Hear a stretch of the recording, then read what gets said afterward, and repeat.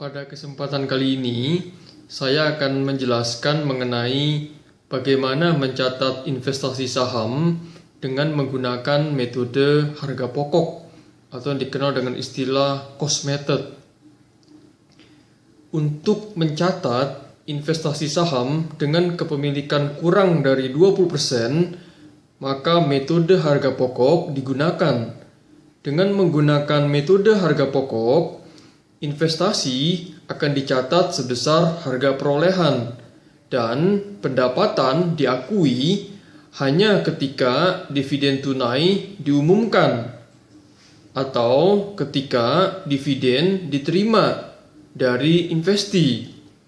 Dalam investasi saham dengan kepemilikan kurang dari 20% ini, investor tidaklah memiliki pengaruh yang signifikan terhadap perusahaan investi, apalagi mengendalikan. Pada saat investasi saham diperoleh, prinsip harga pokok diterapkan.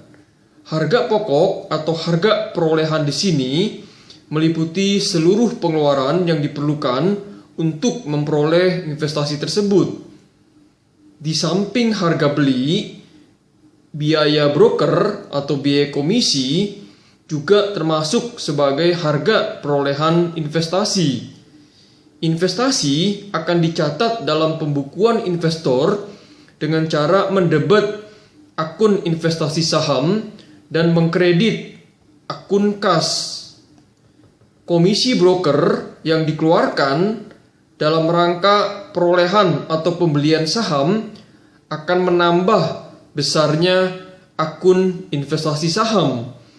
Jadi, dalam jurnal tidaklah diperlukan akun beban untuk mencatat komisi broker yang dikeluarkan tersebut.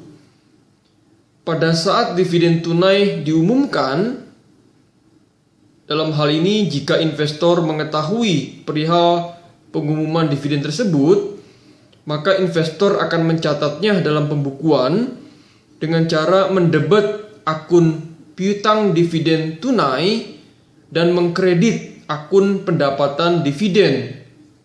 Nanti, begitu dividen tunai diterima, maka akun kas akan didebet dan akun piutang dividen tunai akan dikredit.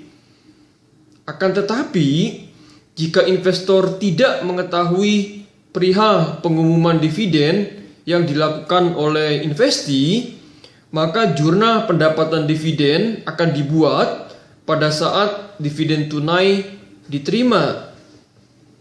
Pendapatan dividen akan dilaporkan dalam laporan laba rugi sebagai pendapatan lain-lain. Dengan kepemilikan saham kurang dari 20%, investor tidak perlu mencatat bagian dari laba ataupun rugi bersih yang dilaporkan investi.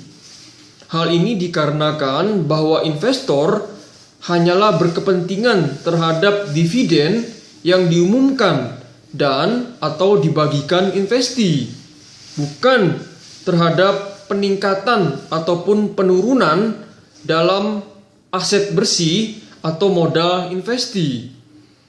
Apabila investi mengumumkan dan atau membagikan dividen saham, maka investor juga tidak perlu membuat jurnal, tetapi cukup membuat suatu memo atau catatan yang menunjukkan kenaikan jumlah lembar saham yang dimiliki. Dalam hal ini, harga pokok atau harga perolehan seluruh lembar saham akan tetap, sedangkan harga pokok untuk per lembar sahamnya akan berubah. Perkiraan atau akun investasi dalam saham akan tetap saldonya, kecuali terjadi pembelian tambahan atau penjualan atas saham-saham yang dimilikinya. Jadi, saldo akun investasi dalam saham tidak akan terpengaruh atau tidak akan berubah dengan adanya laba atau rugi bersih yang dilaporkan oleh investi, maupun tidak akan terpengaruh oleh adanya dividen yang diumumkan dan atau yang dibagikan oleh investi. Ketika investasi saham dijual, selisih antara nilai kas bersih yang diterima dari penjualan dengan harga pokok dari saham yang dijual akan diakui sebagai keuntungan atau kerugian. Keuntungan atau kerugian ini akan disajikan dalam laporan laba rugi sebagai pendapatan atau beban lain-lain. Demikianlah penjelasan dari saya mengenai penggunaan metode harga pokok atau cost method dalam mencatat investasi saham dengan kepemilikan kurang dari 20%. Semoga bermanfaat. Salam sukses.